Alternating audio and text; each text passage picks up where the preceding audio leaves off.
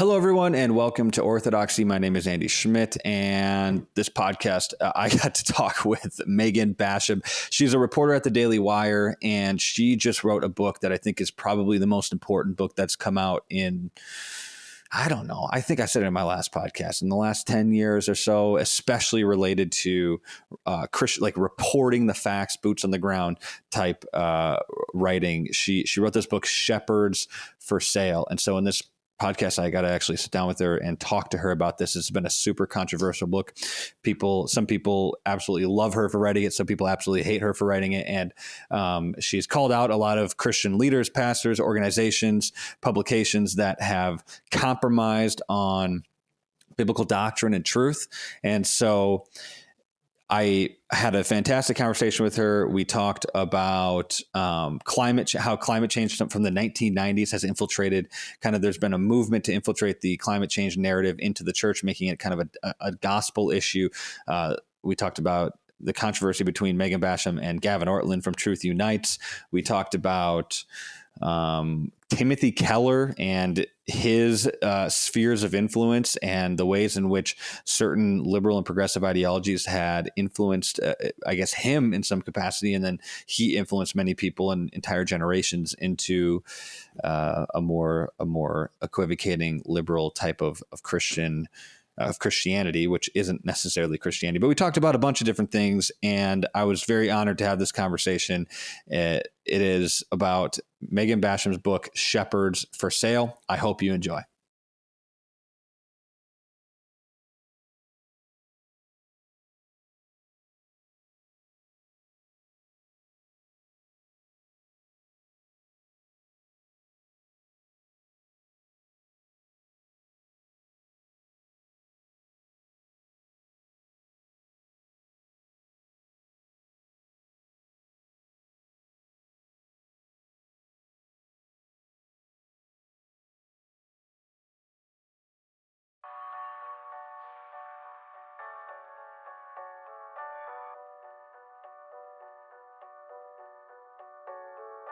Hello, everyone. My name is Andy Schmidt, and welcome to Orthodoxy. We're doing a fun podcast today. It's going to be fun and probably a little bit intense because I'm with an author who has just written a book called Shepherds for Sale, and it's an intense book. It's a very timely book. But before we get into the conversation, Megan, do you want to tell people a little about yourself, who you are, and what you do? Sure. I'm Megan Basham and author of Shepherds for Sale, and also a mom in Charlotte, North Carolina, and a reporter, a culture reporter at the Daily Wire. So that's my day job. Awesome. Very cool. So, okay, this is a huge book. There's a couple of reasons why I think, well, one, there's a personal reason why I think that this book is so important, but then there's also just obviously the cultural church Christian reason why this book is so important. I'll give people a little bit of context for myself as I come into this podcast with you. I am going through a lot of what you talk about in this church. I'm going through it in my own personal life. I go to a major conservative, one of the biggest conservative churches in the Madison, Wisconsin area. They decided to partner with the church, who has a female pastor who's a Democrat for the state of Wisconsin, for Dane County. She's pro-abortion, pro-trans, pro-transing kids, pro-homosexuality. I called it out. Pastor came out, called me a half-cocked liar and all this stuff. So this is kind of the dynamics that we're dealing with in this book and that I'm dealing with in my life. So it's like perfect timing, it feels like. So will you start the book with a quote from J. Gresham Machen that I thought was super good? And I kind of want to ask you, why did you feel like that was the way to start the book, even before even the table of contents? So why did you feel that the best? Well, one was because what happened with Machen feels so reflective of what we're dealing with today. Excuse me, 1 second. So what happened with Machen feels so reflective of what we're dealing with today. And what he dealt with in that era was more doctrinal liberalism, people denying the divinity of Christ, the virgin birth, issues like that. What you have today is more, it's still doctrinal liberalism, but it's not on those first order issues. And so people are pretending like they don't matter. And it's okay to be doctrinally unsound on what they call second tier issues. So someone will say, hey, I'm a totally solid Christian. We're a totally solid Christian church, like the one you just mentioned there in the intro. because we believe in the virgin birth and we believe in the divinity of Christ and we believe in the Trinity. So therefore, it's not a big deal if we are promoting ideas that go against God's created order in creating man, male and female, in defining what marriage is, in telling us what is healthy and holy sexuality. And no, it doesn't include same-sex behavior and identities. So those are the issues that we're facing today, and those are the issues that will cost you culturally, just like these other issues cost Machen then. And then the second reason I use the quote is because I love the way it ends. The really important things are those things about which men will fight. Because I knew a little bit going in that this was probably going to spark some controversy. And as you experienced, even on the ground, people are having a lot of conflict over these issues. And one of the ways that I think the progressive movement gains ground in the church is to argue that it's divisive to fight about these things. Yeah. So they will say, you are being divisive, or you are harming the unity of the church, implying that there is something wrong with obeying the command of Scripture to contend for the faith. Now, we don't want to be unduly argumentative or just picking fights to pick fights, but there are some things that, yes, we should face conflict over. And these are some of them, some of those issues you just brought up. And that's why I really like it, because, yes, we do need to fight over these issues because they are important. Mm-hmm. Yeah, the argument never made sense to me that Christians shouldn't be combative. I understand that you don't want to have a combative spirit and everything be combative and just being in everybody's face for no reason. But I think that obviously Jesus was the most controversial person in human history. You know, they killed him because of that. And so as you see the culture move more towards kind of a Christ-acidic, a Christ-hating norm, the necessity for combativeness in Christians seems to go up, right? So do you see that is kind of the dynamic right now, that as our culture is moving more and more progressive, liberal, anti-Christian, the call for Christians to actually stand up and be more combative is a lot higher, is a lot more important? So it's less that I see Christians called to be combative in that we're just not called to move. And so if you see Christians who say we are not moving on this issue, whether it's traditional marriage saying we're not going to move just because of this Obergefell ruling, we're not going to change God's transcendent eternal law, and we're not going to deny it, and we're going to continue to work for what we think is good and true and beautiful in our representative republic, we are not the ones culture warring. And I think that's one of the rhetorical tricks is you see even the Christian leadership, the evangelical leadership that is moving in that progressive direction, they will often condemn culture warring.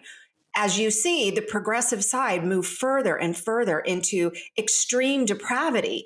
And yet that push to move into extreme depravity is not defined as culture warring.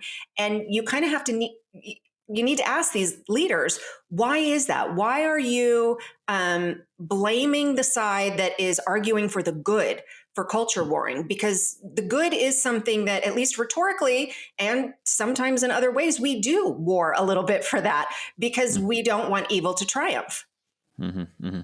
Yeah, I mean, we'll probably talk about this a little bit more, but do you have kind of an initial, I guess, reason as to why you think that that's the case, why these pastors are placing all of the blame on those who just stand firm and not on those who are running wild into the progressive ideology? Yeah. So, obviously in my book, I trace a few different kinds of incentives.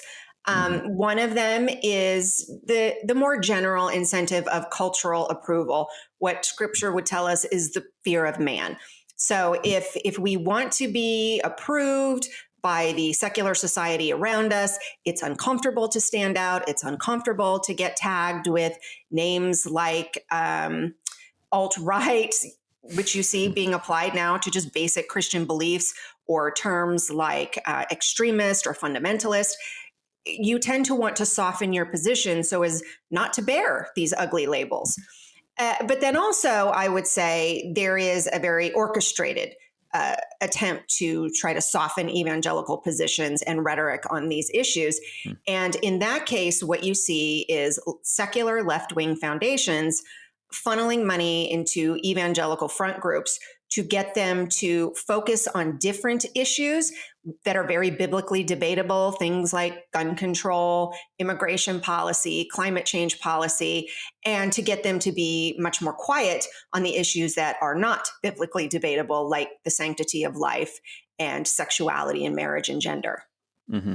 Yeah, no, that all makes sense. I actually was going to ask, because I asked this about a year ago. I did my podcast with Rosaria Butterfield on her book, 5 Lies of Our Anti-Christian Age. And the first thing I started with was saying, this is an amazing book, but it feels like it's about 10 years too late, right? And you track a lot of these movements as far back as 30, 40 years into the 90s and things like that. And so why did you think, well, now's the time to write this book? Now's the time to dive into this research and try to put all the pieces together? Well, it wasn't like I had a plan and I suddenly like a light bulb went off and went, now's the time. I think like so many other evangelicals, I was experiencing disquiet with things for a number of years before I started to write about it.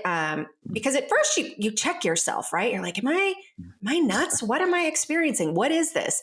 And as it became more extreme, that disquiet grows louder.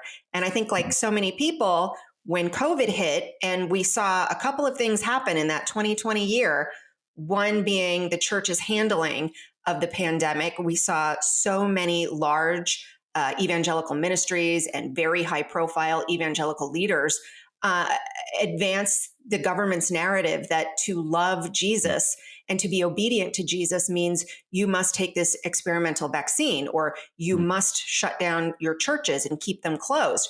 I think that was so shocking to everyone that it was almost like a bucket of water in the face, where we all went, hold up, what is happening here? And then the other thing that happened that year at the same time and related were the George Floyd riots and the Black Lives Matter movement. And I think so many of us had sincere good feelings about the racial reconciliation discussions that were taking place in the maybe mid 2000s with organizations like the Promise Keepers. That seemed positive. But suddenly we were seeing something new that was incredibly divisive and destructive in creating this new race-based curriculum in churches, for example, that was calling on white church members not to speak for 6 months. They were just to sit in these Bible studies and do the work of listening. That's a struggle session. So that's one. And you saw some of these church leaders out marching with Black Lives Matter, and explicitly Marxist organization. So I think these are the things that woke a lot of people up, and me right along with them. So as a journalist at the time, I started writing about them. Those stories got a lot more response than I ever expected. And because of that, this book was providentially the fruit of all that. Sure. I thought that time period, it was bizarre, right? Because everything just seemed to kind of go out of control within like a month of time. You had the COVID stuff, which it developed over a couple of months, but you had the lockdowns, but then you had the major riots and everything went wild. I actually, during that time, that was when I subscribed to Daily Wire, because I felt like even all of what were at the time conservative media outlets, they weren't even able to adapt quick enough to figure out what the heck is going on. And I feel like the people at the Daily Wire, like Shapiro and Knowles and these other guys, because they were in tune with what was happening culturally and philosophically, they were able to pick up on what this culmination was and how it was permeating in the culture at the exact time. And they've done a good job since then. But it's interesting that you say that, because 2020 did seem like a tipping point. But let's go. I want to start with the beginning of your book. You talk about climate change. Okay. And this whole thing is wild, because it goes all the way back. I think go back to the 90s, which I was born in 1999. So this is a little bit before my time. Can you talk a little bit about how climate change has infiltrated the evangelical church all the way back to the 90s? And then we'll make our way up to maybe modern times. Yeah. And that was why I've gotten the question a little bit, why did you start with climate change? Yeah. Which seems like an issue that isn't as pressing or striking. And part of the reason I did that was because the secular left efforts to co-opt the church on this issue were, one, so very well documented, and two, there was such a long history and a long trail for it. So if you go back to the 90s, that's really the first time that you start to see this Christian environmentalism issues start to be promoted in Christian media like Christianity Today and by well-known organizations like Sojourners, which is now a very religious left magazine. We all recognize it as a left-wing magazine, but at the time, less so. So, and the National Association of Evangelicals, which previously had been known as a very conservative institution representing some 45,000 evangelical churches and dozens of denominations. It was known as very conservative. Ronald Reagan gave his Evil Empire speech to its national convention in 1983. So part of the reason I went back was to show the evolution of these institutions and how they were co-opted. So as you get to the 2000s, you start to see how these secular left foundations deliberately set up evangelical front groups. So they started funding them. Groups like the Clinton Foundation, the Rockefeller Foundation, the Tides Foundation, a lot more, started funneling money into groups called the Evangelical Environmental Network. And they were explicitly designed to move the evangelical vote on issues like cap and trade carbon emission limits. And so you see that first in the That's a gospel issue, right? Right. As a gospel issue. Exactly. Yeah. And so you start to see that initially right around maybe 2004. And it became a much stronger effort as you got to about 2010, and you started to see them push into the large denominations. For instance, they made a very hard play to infiltrate the Southern Baptist Convention through the Ethics and Religious Liberty Commission. And so that was why I traced that, so that you understood here's how it works, because that set the pattern for what you're going to see in a lot of these other chapters. And then you get to 2015 to the last 10 years up to today, and what you see is how these efforts have continued. And you see a lot of these secular left representatives. They may be a Christian professor, but they're partnering with these secular left groups, and they're being brought into conservative seminaries to, to promote the gospel of climate change. And so, one of the examples I give is a well-known professor, Jonathan Moo, who was brought into Southeastern Seminary, which is considered extremely conservative. And he gave a presentation in which he called commitment to climate change activism a requirement for faithfulness to the gospel. And he argued that if you fly, he's telling the seminary students, if you fly, you should buy carbon credits. So this is pretty extreme stuff. And so that was really why I did that, was just to show here's the evolution of it. Here's the money. Here's how it created these front groups. Here's how it trickled down into evangelical institutions and then influenced the upcoming seminary students and pastors and people who spread out from there.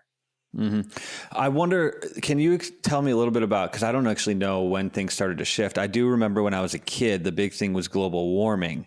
And then in recent years now it shifted to climate change. And so the title in which we've used to describe whatever the left thinks that this thing is, because it's hard to describe. I mean, Jordan Peterson has talked about this, right? Like, what even is climate change? The word climate means everything, and change is, so everything changed. What does that even mean? So can you talk about the way in which the terminology has changed, and has that made any sort of difference in how the evangelical church has interacted with the ideology? Yeah, that's such a good question, because what you see is that so often the terms that are recognized as left-wing terms, rank and file evangelicals are naturally turned off by them. They hear climate change and they think, I don't want to join hands with the people who want to limit the population through abortion. So what you have to do is rename it with something sort of churchy sounding in order to get Christians to buy into it. And so climate change came to be almost synonymous with this new term, creation care. Because when you as a Christian hear that, you think, well, I want to care for creation. We all want to care for creation. We want to be good stewards of the earth.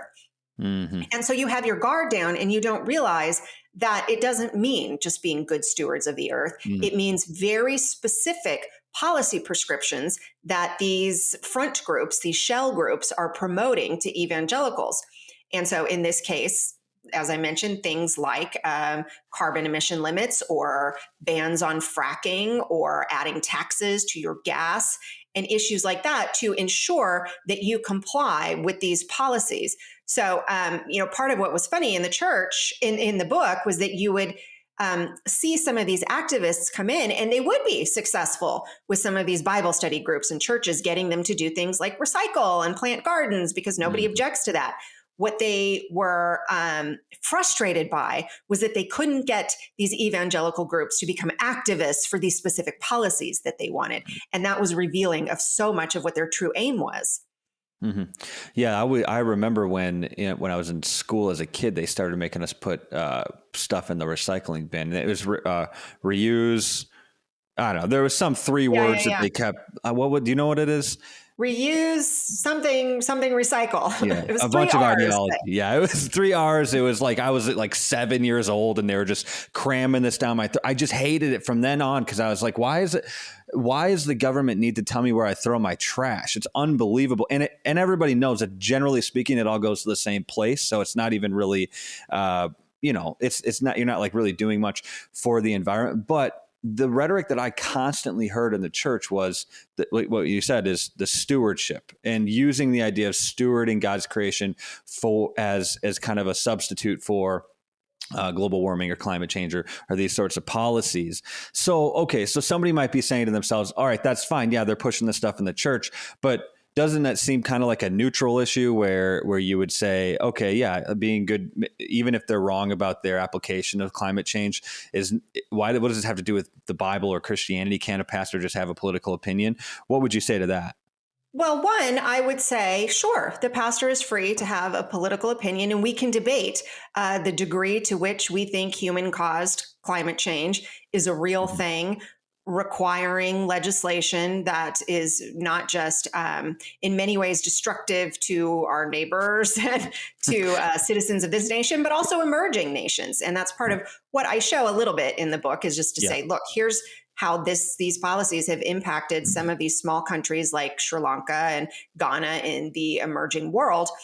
But what we can acknowledge is, yes, this is a scientific debate. It is a legislative debate, and it's one we can have. So what I really drill down on is not my point of view on this issue or my objections to why I don't think that anthropogenic climate change is a legitimate issue.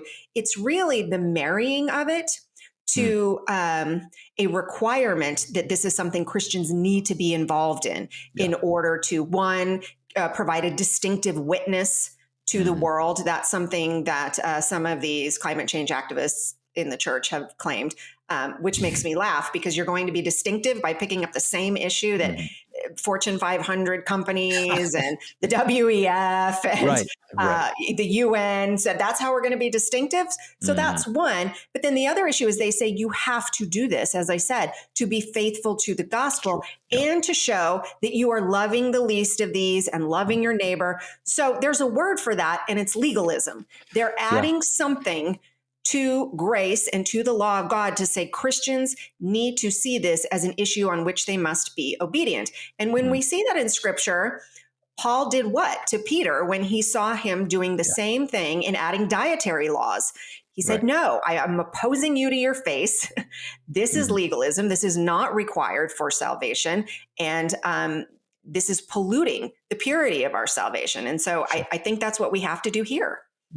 I was shocked while reading the book to find Gavin Ortlund. I mean, I liked Gavin Ortlund. And over the last year or so, when he got into the conversations about creation and he was sympathetic to evolution, I always see that as kind of a pivotal kind of turning point for a lot of people, even for the culture and the church. But once we started to play around with whether or not Genesis was literal, the rest of the Bible was kind of up for grabs. And so he started to do that. Now you talk about how he has made YouTube videos about climate change and things like that. Can you discuss the controversy between you and him? Because I've watched this thing play out and it's been bizarre because it doesn't actually feel like Gavin has read the book. So talk about this controversy.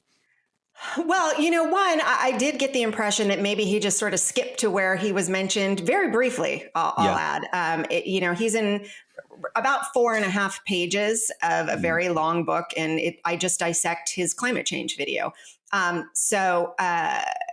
He put forward this objection, saying she's saying I'm a shepherd for sale because of the title of the book. When in the introduction, I make it very clear that what I'm doing is tracing how those who are for sale are impacting the church at large. And in Mhm. fact, just about every chapter includes someone much lower down the food chain to demonstrate here's how what these people are doing is impacting other people in the church, maybe unwittingly. And in some Mhm. cases, I interview families who tell me with critical race theory, this is how it came into our church and how it impacted us. And in that case, I dissected this video to show this is how it has helped frame the debate when you look at a young popular apologist. Mhm. And all I can say is that I was shocked at the reaction to it, because I think I'm very fair in framing how he deals with the issue of climate change, calling it something that Christians can't not talk about, and something that is part of our understanding of being pro-life. And so I do have some issue with that, and I dissected the video. I also had some issue with his scientific claims Yeah. and his insistence that there's an overwhelming consensus. I don't believe that that's true for reasons I laid out. And then finally, I would just say, if you make a video about an issue like this as an apologist, that's what you have done. You have made public content for public commentary, and Mhm. that is what I did. And I absolutely believe it was represented fairly and accurately. So I just encourage people to read it, because Mhm. one of the things he did was take the very final paragraph summary of the entire chapter, which is about everything that came before it, and said this was about me. This Mhm. paragraph was about me. It wasn't actually about him. And I think that would be clear to any fair reader that I was referring back to some other people who had explicitly said, you need to engage climate change activism in order to be faithful to the gospel. Mhm. Yeah, I felt like it was a fair breakdown, because it didn't feel like at any point you were saying anything like, "Oh, Gavin's not a Christian," or "Gavin's a full-on heretic." Because like he's got, as far as I know, some of the best defenses of the Protestant, I guess Protestantism versus Catholicism. I've heard him, give some really good defenses of that, but with this climate change stuff, it was just kind of weird, because at one point in the video, I think he said that most of your book wasn't true, or like the majority of the book wasn't true, or something like that. And I'm like, like you're just citing sources about other people. It feels like you didn't read it. That stuff drives me crazy. But that said, I feel like you had a very fair breakdown of that specific issue. Now, within the wider context of the book, the question does have to be asked, okay, so how much can you compromise, or how much, like you're saying, this is a form of legalism, right? How much Mhm. legalism is permissible, right? Paul says in Galatians, let anybody who preaches the gospel contrary to the one that I've brought you, let them be accursed. Obviously, that's in direct relationship to people who are being legalistic in Galatia. And so at what point does the rhetoric go from, all right, Gavin, I disagree with your video. Okay, so Gavin's pushing back against you. He's obviously not changing or repenting or saying that he's wrong. At what point does the rhetoric turn into the Paul rhetoric of, all right, well, then you're accursed? I know that that's intense, but I'm wondering, I don't know if you have an answer for that. Well, probably it would be if you double down on this issue, and maybe he will clarify further what his views are. Because, like I said, I wasn't lumping him in with someone who says you must be faithful to the gospel, though I did think he Yeah. skirted pretty close when he said Mhm. this is an issue we can't not talk about as Christians, and that Christians of all people should be engaging this issue, and that it is part of the pro-life issue. I think at that point you are skirting close, but you haven't necessarily stepped over that line that Jonathan Moo Sure. did when he said Mhm. you must take up this issue to be faithful to the gospel. So maybe that's something that could be clarified further. Yeah. But certainly that's part of what we as Christians do. Mhm. It's part of what Americans do. We wrestle with these issues, we debate them, and that's why you have these kind of public conversations. It's not to be mean, it's not to be divisive, but it is to test all things and see if they are sound. That is part of the testing, to say, okay, let's look at these statements, let's examine them in the light of Scripture and decide whether maybe a step too far was taken here and needs to come back. And maybe we need to reconsider how we're talking about this extremely debatable issue when we look at it in the light of the Bible. And so, that's part of what I hope to see happen. And it was part of why I included it in the book, was to help foster that little bit of clarity to say, what are we doing here as we're engaging this issue as Christians? I also think that another, I guess it's just an ill-informed or just a poor way of stating what you believe or don't believe is on the basis of consensus. That's never been a very good dictator of whether or not something is true or false. There's a bunch of consensus in Nazi Germany as it relates to how the government was interacting with people. Now, that's not equatable to this climate change thing, but consensus isn't like the objective truth. If a bunch of people agree, they could just be agreeing on the wrong thing. So I don't know why that's an argument for these people. Well, and I would say just until the last few months, the majority of the scientific consensus told us that boys could become girls and vice versa. So yes, I think we have a lot of reason in our era to be extremely leery of an appeal to scientific consensus.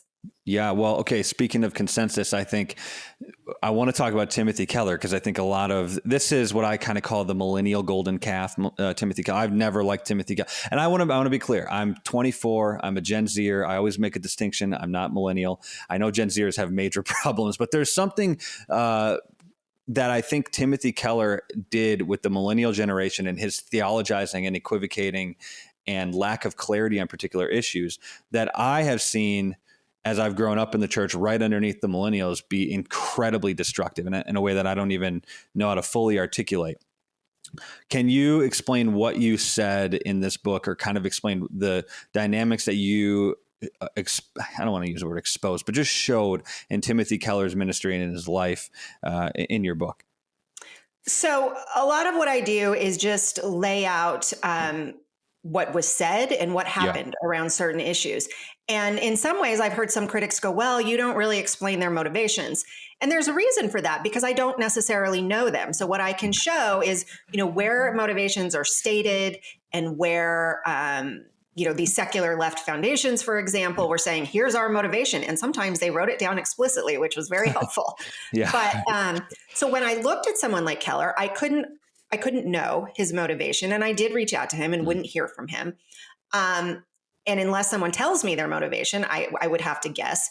So what I did was lay out, okay, Tim Keller, who had a lot of great things about him, and a lot of us, learned from him and appreciated certain things about him, but he did fall into the tendency that many, many people noticed, which you will see a lot of young people your age on social media define as punch right, coddle left. And so I was looking at, where might this come from? Well, one, of course, his church is in a very deep blue urban area, and his church network was there. And I think there was some impact of that. And when you looked at his public comments, when it came to issues like politics, he seemed much more willing to treat what the left is involved in politically much more lightly than what the right was involved in. And one of the ways I explored that was through Michael Ware, who was one of the architects of evangelicals for Biden. He was a former staffer in the Obama White House. He started a political action committee in 2020 to help ensure that Biden got elected.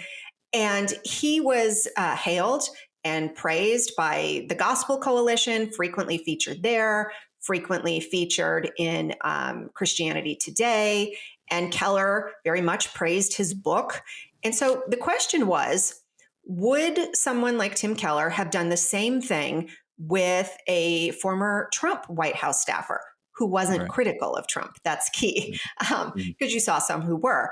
And why did he frame the Christians who were voting for Trump as grasping for power, while showing someone like Michael Ware who was extremely political operative? He was the head of a political action committee, raising money, buying ads. You don't get much more political than that.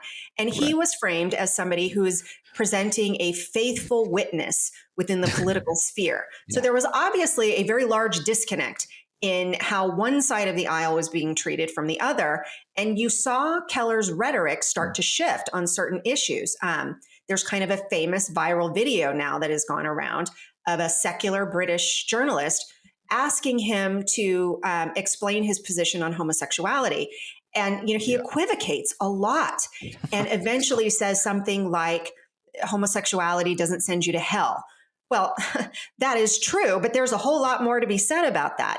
And why was there this reticence to state it clearly? And I think you could see that on a number of issues as I got into, we're getting very deep in the weeds here, but issues like Revoice and how he praised books that very much muddied the waters regarding the sinfulness of gay and transgender identities and behaviors.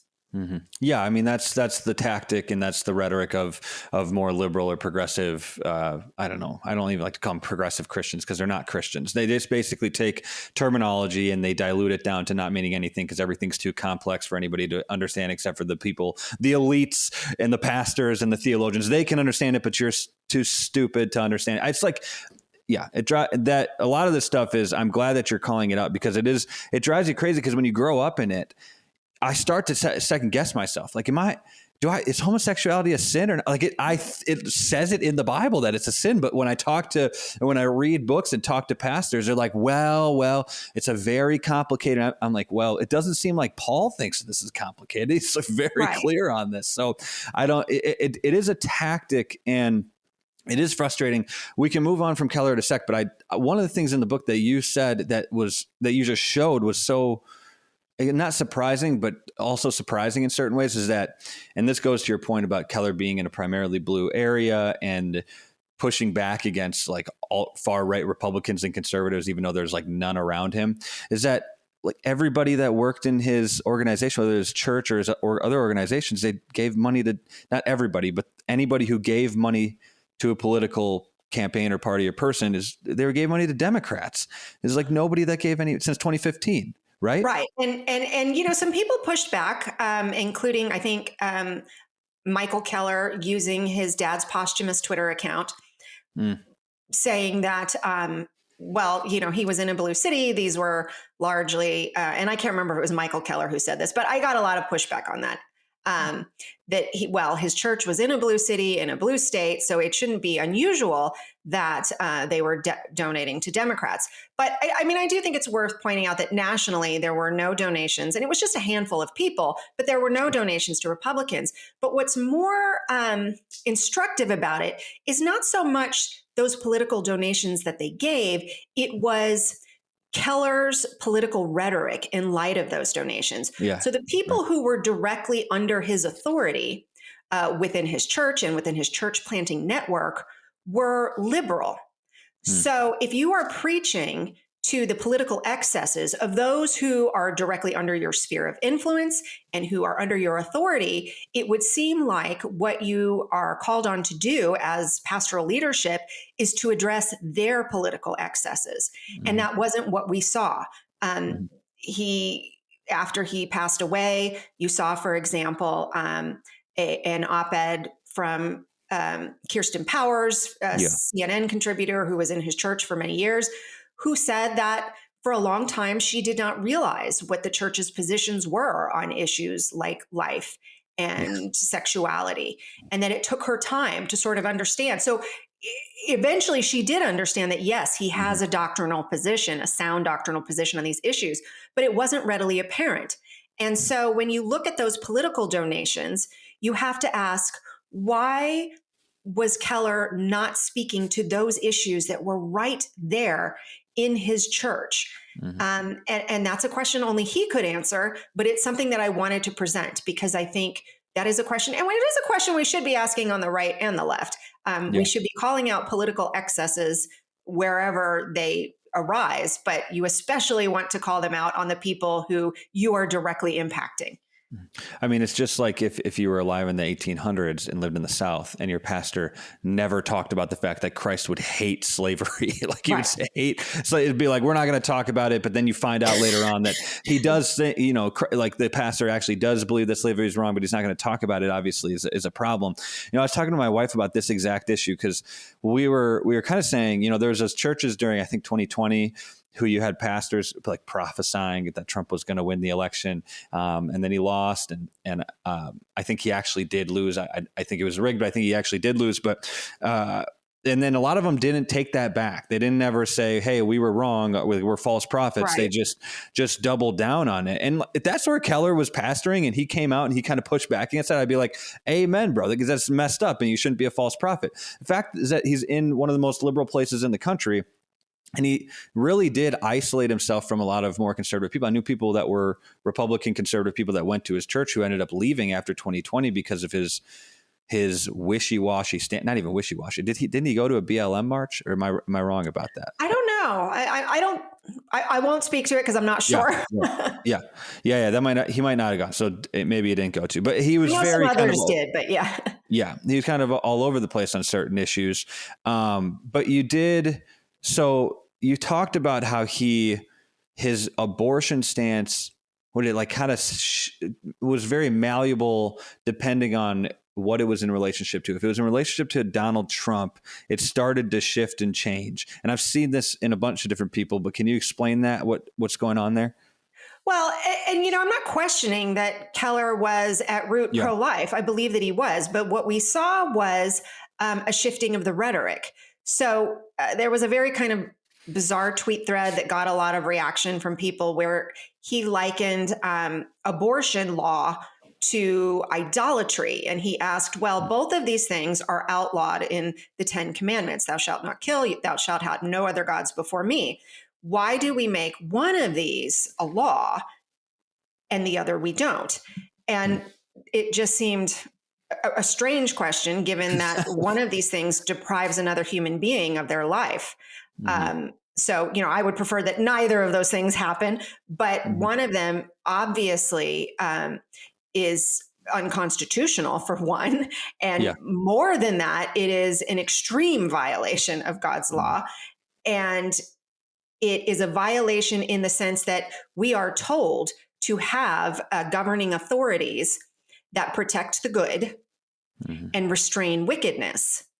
And we also see in scripture that we are given free will on whether or not to worship the Lord. So it makes sense that you would have freedom on that question, but you do not have freedom on this question of whether you can kill someone else. And so that was one of the sort of strange things that Keller said. And what it seemed to be trying to do was make room for Democrat voters to say, I too am pro-life, even though I am backing candidates who are pledging to ensure that that right to murder continues. Of course, it's not a right, but that is the language they would use. And you saw them in part doing that by lumping new things into what pro-life means. So suddenly pro-life might also mean combating alleged systemic racial injustice. And that would be a claim to, we are also now pro-life. Or it might be connected to immigration law. They would say, well, we have to be pro-life by enacting certain open borders policies or gun control policies. Well, one, I think that's illegitimate because none of those policies are designed to allow murder as abortion policy is. Right. And then two, it robs the pro-life movement of that moral clarity of saying we are pro-life, you may not murder babies in the womb. Or, and I don't have a problem with adding euthanasia. Essentially what it means is you will have no legalized right to murder. All of these other issues that they wanted to put in that basket do not come with that. And that is why they shouldn't be added to that. And what it does is it makes it mean everything and therefore nothing.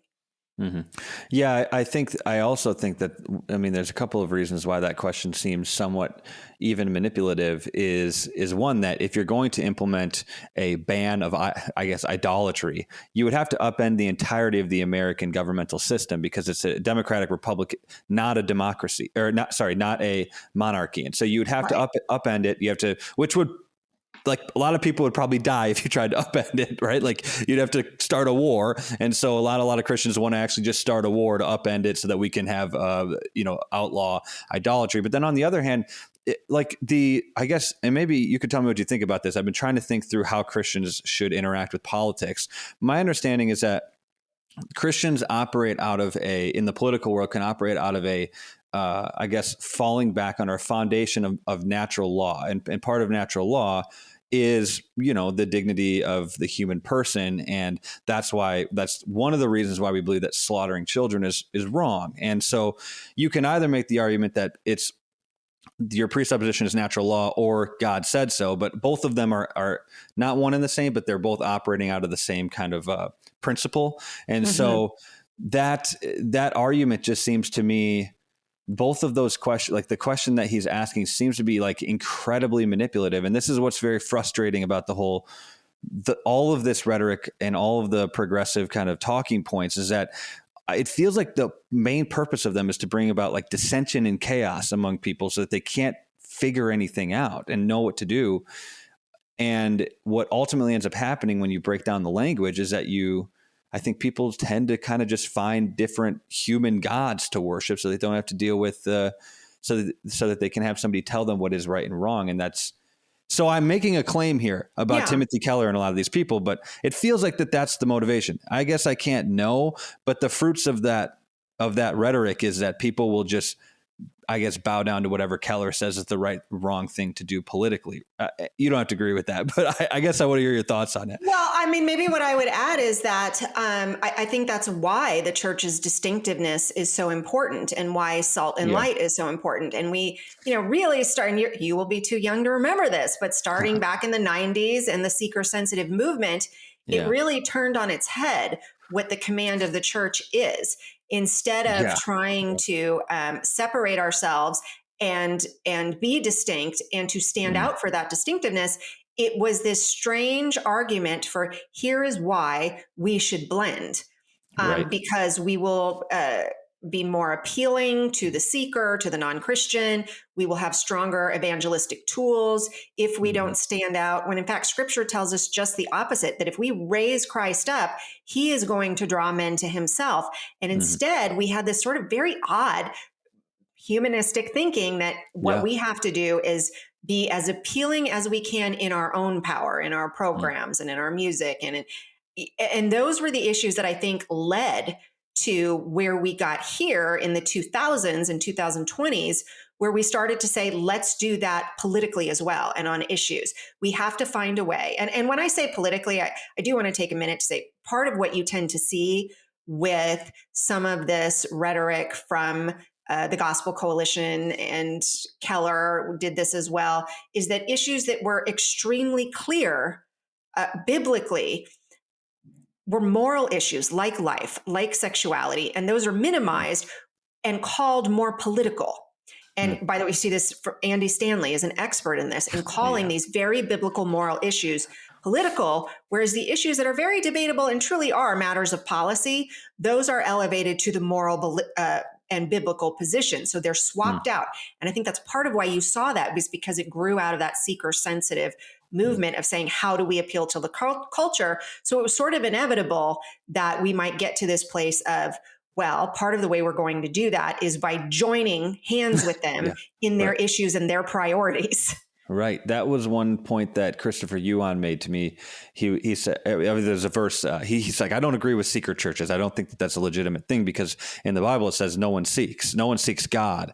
And it's like, well, yeah, I guess that kind of like makes a lot of sense. But growing up in the age of massive seeker churches and huge mega churches, you would have thought, and I thought this for a long time, that the purpose of the church was evangelism. But the scriptures are very clear that the purpose of the church is to equip the saints for evangelism. So it's not to bring everybody into the, our pastor did the one that I was explaining, the church is kind of going all over the place now. Years ago, he did this sermon series on dividing walls of hostility.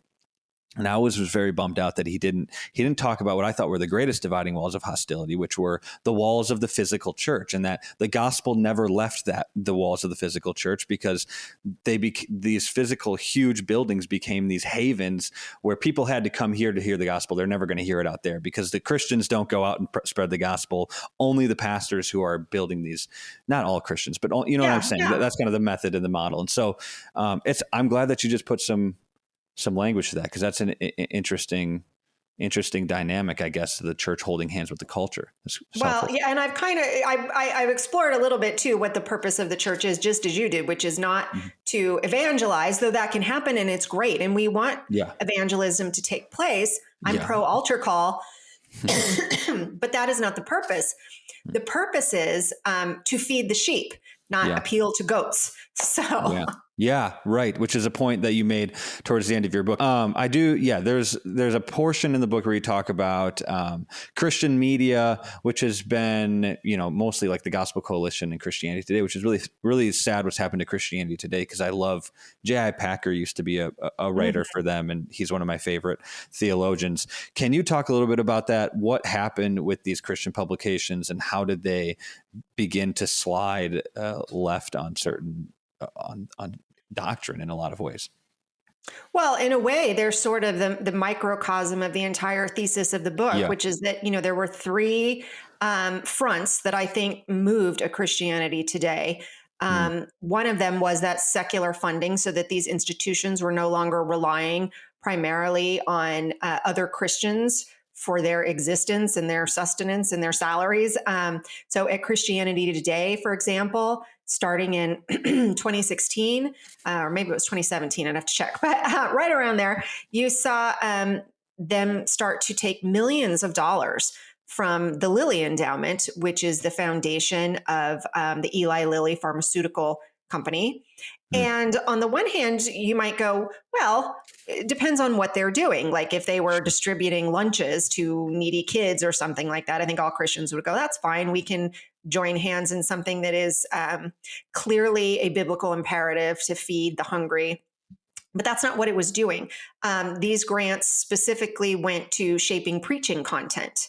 And they went to shaping the kind of teaching that is in churches. And you see the other kinds of organizations that were being given money, and for example, this Thriving in Ministry grant round, and they were very much secular.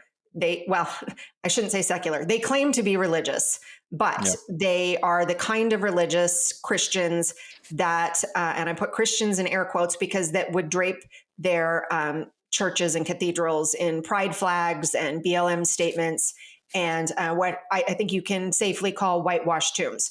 So these are just pure social justice organizations masquerading as churches. And that's what these were. And so as they were being funded in this grant round, so is Christianity Today for projects to help shape preaching in churches. That should be concerning. And then on top of that, the second thing you saw was a new kind of staff member at Christianity Today. And that was why I went so deeply into the political donations of Christianity Today staff. It wasn't just a journalistic ethics issue, though that is very much a problem. But when I looked at it, I saw, I think, 74 political donations between 2015 and 2022. And all of them went to Democrats. And that included the CEO, Timothy Dalrymple, gave to a hard left Democratic candidate. The news editor, Daniel Silliman, donated multiple times to pro-abortion, pro-LGBTQ Democrats, including Elizabeth Warren, who has pledged to shut down every crisis pregnancy center in the United States. And that's important because as Daniel Silliman was donating this money, he was also in charge of Christianity Today's political coverage, its legislative coverage. So ethically, that's a little mind-blowing, but then even more so that a Christian would be promoting those kinds of candidates. I think that's just utterly disqualifying. Yeah. And then you look even further at what Christianity Today's own former leadership said, and that's the third prong. And its former editor-in-chief, Mark Galli, who was the predecessor of Russell Moore as editor-in-chief, he said that what I saw at Christianity Today was this desire for the approval of the elite secular media. We wanted to be noticed by them. And he gave the example of complementarianism, or reserving the pastorate for men. He said, we didn't take a position overtly on complementarianism, or whether the pastorate should be reserved for men. But what we did was we ran essays from a lot of women pastors. When we sought opinion on it, it was always people coming from that point of view. And so in that way, we did take a position, and it was because he believed that was the position that the secular left media would have approved. And he said, you saw this in any number of issues, that when they were positively noticed by the New York Times or the Atlantic, a thrill would go through the newsroom. And so I think all three of those things are what really just completely transformed that institution into something that's just unrecognizable today. That is insane. I don't understand why would you care what the Atlantic or the New York Times thinks about. And that's okay. So this is kind of how I wanted to maybe wrap things up, because the question that I think people are going to, what is happening? Why is this happening? And why is it happening so often? And why is it happening to all the largest Christian institutions, including, we didn't even talk about Andy Stanley, but the largest megachurch in the world, and then, or in the country, maybe not in the world, but in the country. And then these Christianity Today, the Gospel Coalition, some of these, and huge denominations. Why is it happening? My theory is that there's just an complete and utter breakdown in integrity behind closed doors. And I think that it's become normalized in our society at large and in the church to put on a front to the public, and then behind closed doors, just do whatever you want. And because you hold the power in the institutions, you can basically just tell everybody to piss off when they call you out for that, which is what's happening to you right now. So, right. I mean, do you think that that's accurate, or would you add more to that, or take anything away? I mean, I think that is largely accurate, and I think that's why it's happening. And I think it, in a lot of these cases, I mean, as I said, you have the Hebrews admonition to take care lest you drift away. And I think we're seeing that. But I also think that you do see this deliberate infiltration, and that makes sense. And it's part of why I go way back in history in the introduction to show that, in the 1930s, 40s, 50s, we saw the Soviet communists very deliberately infiltrating the dominant Christian churches of that time, which were the mainline churches, the Episcopalians. And the same thing is happening now in evangelical ministries and churches. So it was inevitable, because it's a captive audience. It's the one place, right, that people still go, maybe other than podcasts, but they go there every week to be told, how should we live? What should we prioritize? And so you would expect people with nefarious aims to capture that very large evangelical vote, roughly 30% of the electorate, that they are going to eventually turn their attention to it and go, how do we harness their attention? How do we get their leadership on our side and to do our bidding so that we can sway those people? So, that really shouldn't surprise us. And what's been interesting to me is, given that we have a long record historically of this kind of thing going on, people sort of objecting to the fact that it's happening now, like they just don't want to believe it, even though there are records. It's not in question. I present a lot of IRS records, other financial records, internal board books, and yet you still have people kind of trying to deny that it's happening. Though, since the book came out, there's been a little bit of a shift. I saw that the ERLC kind of publicly went, okay, yes, we did take some grants from these left-wing foundations. Here's what they're for. And, and they tried to say, well, we gave some of it back. And I just laughed when I saw that. That was just, I think I just saw that this morning. And I went, well, not that I'm equating it to robbing a bank morally, but if you rob a bank, you do not get to say, we gave the money back, or some of the money back in this case, and therefore it doesn't count that we robbed the bank. You don't get to say, we gave some of the money from this secular left-wing foundation back, therefore it doesn't count that we took it in the first place. When you face God, you say, look, I took some of Satan's ethics, but I gave them back. He's going to be like, what are you talking about? Maybe if it came with repentance, you know what, exactly. We were wrong and we repented this, but that is not what you're getting. Exactly. So, 100%. No, 100%. You ended the book with what you ended kind of with your testimony, right? And I had to hold back tears in this part, because I think that Well, okay. I'll ask you this. Why did you end with the testimony? Okay. And why do you think that is a way in which, like, the best way to cap this off? Because you're writing about things that are dark. I mean, they're very dark. As I listened I listened and read the book, and I was, my wife and I were like, this is bad. And we're obviously going through things in our own personal life. We're like, this is really bad. And it can make you feel like, well, it's just like, this is just the end of the church. Okay. Or something. But you end with your testimony, which I think was super powerful and like the perfect way to end it. Why did you do that?